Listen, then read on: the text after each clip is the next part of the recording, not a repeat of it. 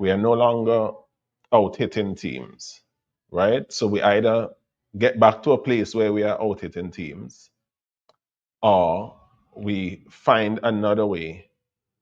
Of getting an edge, right? So it could be an increase in twos, but in T20 cricket, you know that boundaries are what makes the difference. So then we have to find new ways to find boundaries.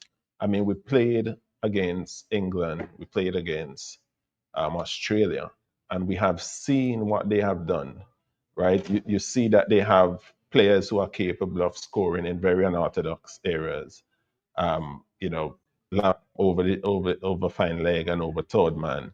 And I mean, you look at Josh Inglis, right, for Australia. He comes out and the very first ball he attempts to lap it over short third man, right? And that is the mentality. These teams have a few of these players who are able to score in very unconventional areas, and that disrupts a bowling plan, right? So these are some of the things that we have to do. Let me put it like this. These are some of the things we have to embark on a phase of skill development, right? We have to add to our toolkits and ensure that we can maintain um, our our boundary percentage or increase it so that we can get back to a place where we are outscoring our opponents. Yes, not to belabor the point, because I don't generally ask follow-up question, but that is something that I've been saying 2 years ago now, and we saw Josh Butler doing these things 10 years ago.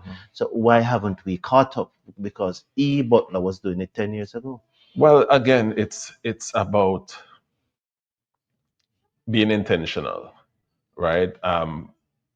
We have a culture, our West Indian culture is such that if a batsman goes out and attempts to reverse sweep the first ball that he bats and he gets out, we say that he wasn't smart, right? We say that that's not a shot you play to start your innings, right?